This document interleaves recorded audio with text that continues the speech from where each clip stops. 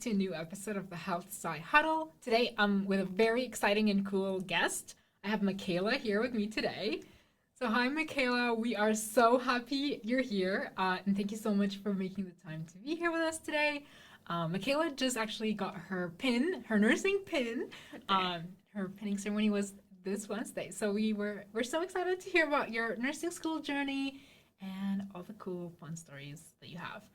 Um, do you want to tell me how your week Oh was? wow. Okay. So my name is Makayla Mantla. I just finished my fourth year for the honors program on Wednesday. I got my gold pin for the pinning ceremony, and then I'm just from Northwest Territories in Treaty 11 from Yellowknife and Betchico. And yes, so I can't believe I'm actually done now. It feels like a dream come true. And I would say this semester has been very challenging. I did 350 hours in Vegreville, Alberta at the St. Joseph's General Hospital. And I'm so grateful to be done. Very Yeah, happy. cool. And I've been following your Instagram. You've had a very exciting week. You've been on CBC News this Monday and lots of other cool stuff that you're up to. Um, so, how was your week? My week has been very busy because I finished in Vegreville, and the day after I finished my preceptorship, CBC reached out for a second time and they wanted an interview just to see about my journey in Vegreville, but also just my lived experience being an Indigenous patient many years ago. And so I had the nursing graduation banquet, so I was so grateful for that. And then I had my CBC radio interview went live on Tuesday, April 21st. And I was so grateful because I just want to help bring more Indigenous people into nursing at the University of Alberta. So happy with that. And just always being grateful for my journey and just to inspire other people because I'm done nursing school now since the pinning ceremony on Wednesday, and I'm 31 now. And so I'll be 32 when I walk across the stage at graduation for June 9 at 3 p.m. When we met the first time to talk and plan for this episode, um, there's a lot of really inspiring work that you do in your community as an Indigenous nurse now, and it's just very inspiring to see all the work you do. So, I kind of wanted to ask about your journey as an Indigenous woman in leadership and Indigenous woman in nursing, um, and yeah, how are you here? I How did you end guess up here? I guess that's a good question. How did I end up here? I think when I look back to my nursing journey, I never would have imagined I would be an Indigenous female advocate now for looking at the rights for Indigenous Canadians, especially for their health care. And so I will never forget, it was January 2024. I went to the Canadian Nursing Student Association conference. And from that, I remember I met the Chief Nursing Officer of Canada, Lee Chapman. And from that, I gave my first speech with her back in 2024. And while in my nursing education, I became a motivational speaker to help inspire and uplift Indigenous people and all minorities. And so that's how I started with my journey and just kind of sharing all the struggles I experience and my large family of seven experience because I realized that my family of seven, we came from the Northwest Territories, but coming to Edmonton, I realized that our family experienced the systemic barriers from the colonization and residential school system. And I think I see why there's a lack of Indigenous representation in healthcare. And something I've done when I go to different hospitals in Edmonton or even Vegreville, I always like to ask the staff, do you have that many Indigenous healthcare workers? And it's always not that many. And so something I started to pick up in my practice is when I see an Indigenous patient, I always like to go up to them and introduce myself and ask, I like to ask them, where are you from? And then they might share the treaty they're from or the land they're from. And then I can tell them I'm also Indigenous. And the few times that I've done that is when I say I'm Indigenous, I see the relief on their face where they're like, where they feel safe in my care, even though I was just a student. So I'm very grateful for that. Yeah, that is very empowering and definitely the role of Indigenous scholars and healthcare workers cannot be undermined in like helping our like in the healthcare system because um, there's a lot of really cool projects and programs that I've been hearing about recently started at the U of A as well for indigenous, like by indigenous nurses who and social workers who wanted to like create a program just for like indigenous patients who like are actually I don't know a lot if there's like a specific unit or like disease, but I don't know if you've heard of that program. I know, like for example, for AHS, they do have cultural liaisons Oh where yes, there yes. should be an Indigenous person to help with cultural care or maybe different ceremonies. But Mm-hmm. the issue with that in hospitals is there might just be only one per hospital, That's maybe not even per unit. And that doesn't meet the demand where Indigenous patients seek that care and the hours. So I'm grateful that there is that service available, but the work still needs to be done. totally. And I think something I realized too is when you think about Indigenous patients who experience discrimination in the healthcare system is like for example the TRC, right? The TRC was created to look at the health for Indigenous Canadians, and I know AHS they say that their values align with the TRC. But what I realize is that regardless if AHS agrees with the TRC, that does not mean that every single employee under AHS will align with those values and will treat Indigenous patients with care. So the reason I did my nursing education and I'm an advocate and a speaker now is to remind all healthcare providers, all future students, is to remember your oath to do no harm and to treat your next Indigenous client as a person. And the reason I say that is because when you think about the Indian Act for 1876, it defined a human being as an individual other than an Indian. And I know when you think about Indigenous people, they do face discrimination in actually every system in Canada. But in healthcare is where they face life or death situations, and it's often death, and we've heard many stories about that. So I'm really grateful to be here today and just reminding everyone that discrimination still happens today. It will happen tomorrow. And I don't think we will end that cycle of mistreatment, but what we can do as the next generation of healthcare providers is be part of that change. Yeah, totally. You set a really good code in there of like in healthcare it's usually about life and death and usually it's that that's very um it's a very interesting quote.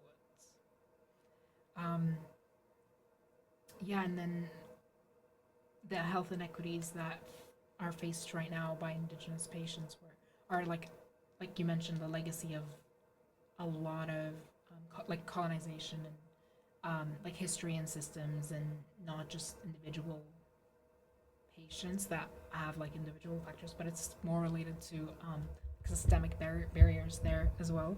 Um, and you mentioned also at the beginning that like your experience as a patient has kind of been the starting point or a point in your journey that has really contributed to you being here today. So, do you want to kind of share a little Actually, bit about yes, that? I will share. And so I think, I guess before I share that difficult time in my life where I experienced discrimination as an Indigenous patient, so to get my nursing education, so nursing is 4 years. So I went through something called the Aboriginal Transitioner Program. So it's a 5 year program. And that first year, you transition to your first year of nursing. And so, but for me, altogether, it will take 7.5 years to get my degree. I started upgrading at NATE in January 2019. And then I went through that Aboriginal Transitioner Program. But when I did that, and when I went into my first year of nursing, I failed my first year of nursing class, Pathophysiology 116. Yeah. And after that, like I cried because I was Indigenous. I felt I still had that shame where I'm not sure if I'm smart enough for the nursing program. And then when I failed that class, I had to retake it the next winter. So I was held back one more year. And so I'm so grateful that I never gave up because nursing is my dream. And the only reason I know nursing's for me, and you guys might be able to relate to this, is when I imagine myself walking across that stage at graduation. For example, it's June 9 at 3 p.m. I feel like crying. I don't want to think about it too much right now because I will cry right now, but Oh. it just means everything to me. And so I remember it was November 2019. I remember I was at home and I had abnormal bleeding. I had increased pain. So I remember I went to the U of A emergency room actually, and I had increased pain. They did an ultrasound, and I found out I had an ectopic pregnancy in my right fallopian tube actually.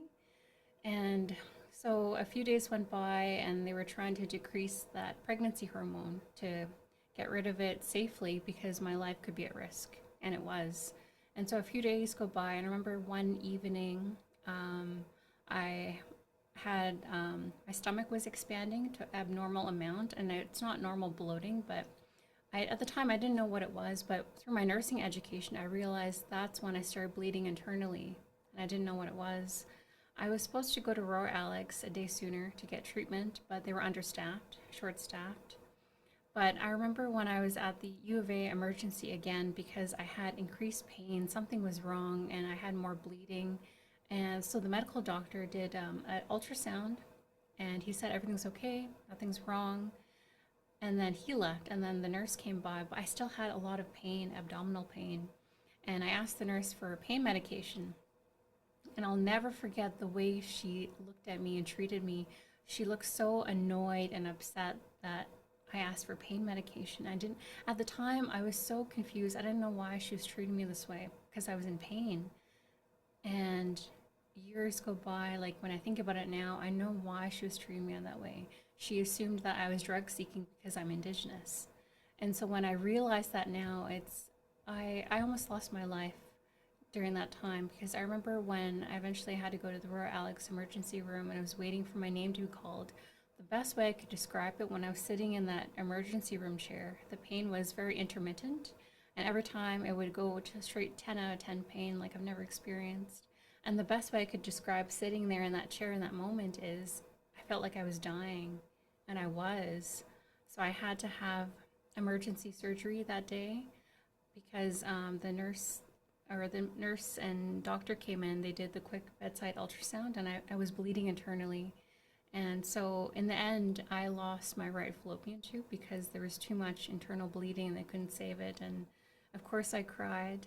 And at this time, I was upgrading my Math 30 to get into the nursing program.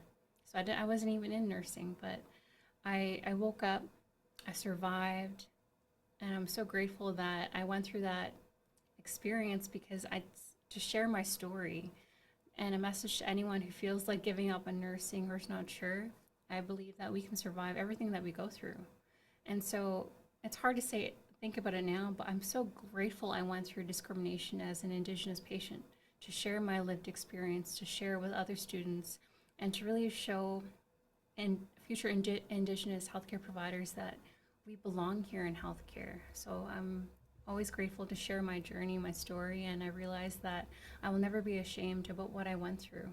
And I realize that I survived for a reason. I'm more than just a nursing student or future Indigenous registered nurse. I'm a motivational speaker to inspire hundreds and thousands of Indigenous people across Canada and all over the world. And yeah, so I'm very grateful to be here with you today and with everyone.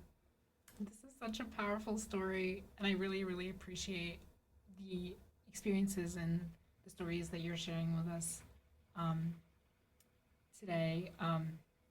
You talked about a lot of issues, and first of all, I do have to commend you for a very positive mindset that you bring to your stories and just the way you approach life challenges. I have to commend the resilience, the amount of resilience that you have.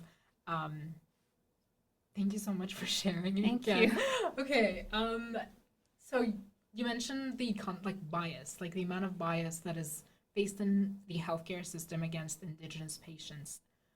And something that we learn about in nursing school is like cultural safety and cultural competence. Why do you still think, like, what is missing? Like, what is missing? I have the perfect story. So this was in my last semester, I think, or no, sorry, the end of my third year. I was at Royal Alex on a med surg unit, I believe. And when I think there's so many issues, right? But I think the biggest thing that we need to fix and like something that can create change right now is thinking about health literacy. That's like a big concern regarding like just Indigenous patients, Indigenous people. And I'll give you an example I had in nursing school, working with other students and other staff on the unit at Royal Alex. And so I remember it was my first day. I actually had an Indigenous patient, and I'm always excited when I get Indigenous patients, right? And so this Indigenous patient was at the hospital for maybe for a long time, maybe 4 weeks or so. And he had a liver issue. And I remember he was pretty stable. Like he could walk, vitals were always stable. Like he was okay, but he's just there for I think long-term treatment. And I remember I was taking care of him one day, and he wanted his medications. I got them ready, and he asked for something for nausea, and I got concerned. I thought, oh no, he's gonna throw up. So I asked him, how nauseous are you from 0 to 10? And he said, oh, I'm not nauseous. And I was confused because we don't normally give those medications unless. And so I said, oh, let me go talk to like one of the staff. I'll be back and I'll check. So I talked to the staff, and they said, oh, that patient just wants that medication for like IV push. He likes that feeling, right, to feel the effects of it. And I was concerned hearing this as a student, and I didn't understand why the staff were saying this, or maybe other people. And so, and it's easier to think that, yes, with the situation that presented, it does look like that Indigenous patient was drug seeking. When you look at it from the outside, when you observe it with other staff. But then when I was thinking about it, I thought, I refuse to think that this Indigenous patient is drug seeking. And I thought, what is the bigger picture? Like, what could be the gap in healthcare? And so with this situation, I realized it was health literacy, that no one has taken the time to educate this patient about his different medications. And for example, for if he's feeling nauseous, that is like a PRN, right? And so he doesn't need to take it every day. But because he is there for a long time, he's used to taking all these medications at all the time, and maybe that's why he's asking. But no one thinks about that bigger picture of thinking, okay, why is no one educating this patient? And I think that's a big issue. So I was really grateful for that experience, because I refuse to think Indigenous people are drug seeking, because they have that negative stereotype for generations. And just even thinking too with the nursing education in our like fundamental textbooks, I remember there was a story where medical doctors would always, when they receive an Indigenous patient in the ER in the hospital, that they would, the staff would, oh, let's guess how high their blood alcohol level is. And that was taught in the nursing education. So stories still like that still exist today. And yeah, so I'm grateful to share those stories. That is wild. That is very wild. And that story that you shared about the patient who was asking for an antiemetic, that's I'm very happy that you had the time and to like stop and think about it this way. I'm sure that amount of like education that he got from you was something that not a lot of patients get, and something you mentioned. So I think when we were talking about this, like barriers that can exist for health literacy, is one you mentioned is timing. Yeah, do you have anything to add to that on like how the timing, the limited amount of time that we have with our patients, could kind of also contribute to the systematic issues that our Indigenous patients specifically face? Yes, and I think for like one way to not even just build a relationship with an Indigenous patient, but I think we need to try and make more time for Indigenous patients, because there's an overrepresentation of them in the healthcare system. And when you think about systemic barriers and all the things that they do face, especially for the Indigenous homeless population, there is an overrepresentation. So when we receive them in the hospitals and healthcare, and the best way we could make change is also giving them more time. But also when you think about healthcare in general, right, they have an issue with staff retention, short staffing, so there's that issue there. But just taking that extra few minutes to introduce yourself to the patient and you should ask them, how has your treatment been before? Do you have any concerns? And I think when I think even back to my own parents, like for example, my mom, she fell down the stairs a few years ago. Nothing major happened, but she dislocated her shoulder. And my mom was so afraid. She was in pain, but she refused to go to the emergency room because she was fear of that mistreatment from healthcare providers. So even if an Indigenous patient or person has never directly experienced discrimination, they hear stories about others, or maybe they have their own family members who experienced that too. Yeah. And that's a very scary thought that you're like an entire community may be excluded from receiving the care that they definitely need just because of historic and actually contemporary stories as well that happen. Um, that is actually a really interesting point about how the actions that we do don't just affect an individual but an entire community. Um, and then you also mentioned something about like to do no harm, and what was the quote again? What was Oh, okay, let's see. So I think, yeah, again, a message just to share with you, with anyone listening is I want healthcare providers and future students to remember your oath to do no harm and to treat your next Indigenous client as a person. and what does treating the next Indigenous client as a person? Um, what are some ways that you think allyship or people who are not Indigenous can kind of contribute to that to just make sure we're like supporting them and also just at least not continuing the harm that has been caused previously. If there's like anything that we can do better I as think students. for our students is not to be afraid to ask the hard questions, right? It's just to be, I would say, just to, of course, we introduce ourselves, our name, we're a student nurse, but just going that extra mile and giving them more care and checking up on them more than the required minimum 2-hour comfort rounds. And also asking, right, just like, how has your treatment been so far? Have you been in the hospital very long? And have you experienced mistreatment? Because I'm just thinking if I had an Indigenous patient, that's what I would want to do. And they might feel very like surprised and the reason why is no one will take that extra minute to connect with an Indigenous patient. No one will take extra time to see if they need anything else, regardless of medications are done, skills are done, charting's all done. And you know what? I believe that if you take that extra minute to kind of get to know their story, then you'll understand why they're in the hospital or why they had mistreatment or why they had a difficult life, because sometimes they have. And I think that's the biggest thing is no one in healthcare takes that extra time to care for Indigenous patients and listen to their story. And yes, we don't have time, but I promise you, you take that extra minute, you could really change their life. And more importantly, you could save their lives. And that's the goal of nursing and healthcare. Yeah, that's a very powerful message. Do you have an example of or like a story about that in your clinical career? And no pressure if you don't. No, but I also want to share a really memorable experience for me in my nursing education.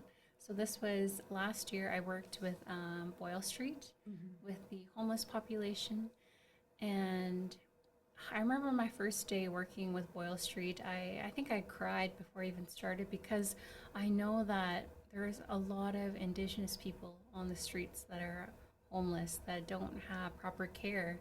And I'll never forget, I was working in one of the Boyle Street facilities, and there was an Indigenous man that walked in, and he sat in front of me, and he said, "Are you Dene?" Because that's what I am. I'm Dene. And I was so surprised because he looked at me as if he knew who I was, and he did. He knew my ethnicity, and we were handing out hot chocolates. He was looking for housing. Um, and so my break came up. So I told one of my teachers that, oh, I'm taking my break. I'm walking this man a few blocks to the housing, Aboriginal housing. So we walked a few blocks. There was a 2-year wait list, so unfortunately nothing could be done. So I said, let's walk back to the building. He could use the phone.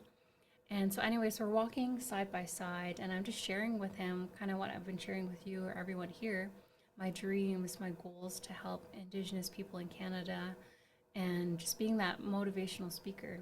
And so I remember I was just sharing with him that, I want to help so many Indigenous people. That's all I want to do all the days of my life. And I remember walking side by side, and I could look at him, and his eyes were red, like they were going to tear up. And so when I saw that, I turned around and I hugged him. I hugged that man, and his name was Brandon, and he was crying. And he said, Makayla, thank you so much. You helped me, you inspired me. And I thought, I said, thank you. I said, he inspired me. He reminded me why I need to do what I do to keep going. I need to become more than an Indigenous registered nurse. I need to be more than a motivational speaker. I need to figure out how to help more Indigenous people in Canada. And something I told him when I hugged him, and I said that if we can't take back our land, we can take back who we are, that we are strong, we are resilient, and we belong here. And so I loved that interaction, and even today, like I hope that he does well. And whenever I feel discouraged with my past, like nursing education, or if I feel discouraged where I feel like I'm not doing enough being a public speaker, I think of that moment where I changed his life and I could really change and inspire a whole generation. So I do dream to fix the lack of Indigenous representation in the Canadian healthcare system. That is a very powerful story. And again, I commend you on the such a positive mindset that you bring to the work you do and the inspiration that you bring to so many youth and to like community members.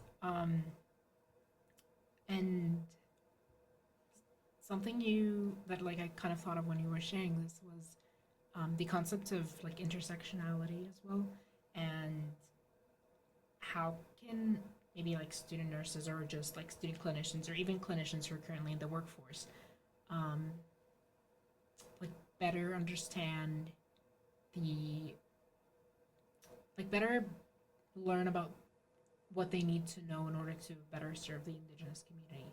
I guess going back to the idea of allyship again, if you have anything to add about that and the concept of intersectionality and Indigenous. I think, for example, like when you see the negative stereotypes of Indigenous people in healthcare, where maybe they are homeless, maybe they do have an issue with substance abuse, and it may appear that way, and maybe we will see it. And I think, regardless, like I refuse to say yes, this patient is drug seeking, because I understand the story behind it. I understand that when you think of like Indigenous people who grew up in their Indigenous communities, for example, I'm from Treaty 11 from Betchico. And so what I realized with, further education, that where I'm from is not a reserve. It's like an Indigenous community. So I'm trying to move away from calling them reserves because it puts a negative connotation on the people.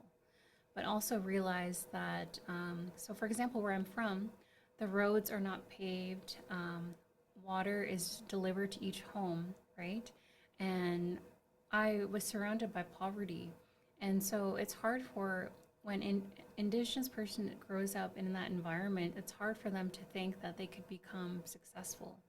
But you have to understand, or people have to understand, that the systemic barriers that came from colonization, the residential school system, and the system wasn't designed for Indigenous people to leave those communities. It wasn't designed, like we weren't allowed to get an education. And so when you think about the systemic barriers, it has put a negative effects on generations, hundreds and thousands of Indigenous people that lost their lives, and they never got an education. And we still see that in healthcare because they are losing their lives. They're experiencing death and discrimination. And so a message to everyone listening is just thinking about taking that time to understand the history, right? Because Indigenous people, not all, but some, have experienced food insecurity, housing insecurity, job and financial insecurity. And even me and my own family experienced that within the city, being an urban Indigenous family. It's not only reserved for people who live in the remote communities. Yeah. Thank you for sharing a little bit about your background as well. And I wanna. I think the part one is running a bit late, but I do wanna like end this part on by asking you what is like if you would have, because you shared a lot of really good messages so far. What would be the major takeaway that you want people to take away from this like from this part of the episode? Like, what is your message to the world? Okay. My favorite question. I'm going to ask you and everyone a question too. And so I want to ask you, where do you think is the richest place on earth? A lot of people say Dubai, Hawaii, a tropical beach, but what's your first response? Probably Dubai. Okay, good. Good Okay. answer. Yeah. And so when I think about, okay, where is the richest place on earth? I think the richest place on earth is the graveyard, the cemetery, because so many people live their lives without pursuing their dreams. And I realized that I don't want to become that person. And I think as long as you think about why were you born? What is your purpose? How can you change the life of someone else? Because for me, I want my life to be more than myself, my education, my family, and thinking about Indigenous people of Canada, all minorities, how to make change in healthcare, but also who thinks about the Indigenous homeless population. And so I want everyone to remember your dream and your purpose. And I found mine, and my goal is just to help hundreds and thousands of people find their purpose for their life and to never give up on your dreams. Because for me, like, not once have I given up. 7.5 years to get my degree. And so I'm so grateful to be here. Oh, that is such a powerful message. I'm tearing up. You have such a powerful message that you bring in. I can definitely see the motivational speaker that is very like, exceptionally good at her job and what Thank she you. does right here. That is such a powerful message. I really want to thank you for that idea as well. Like I don't think anybody would say a cemetery is the richest place in the world, and that's such a cool way to think about it. Yeah, we're gonna end this part here because it's getting too long, but Okay. stay tuned for the next part, and yeah,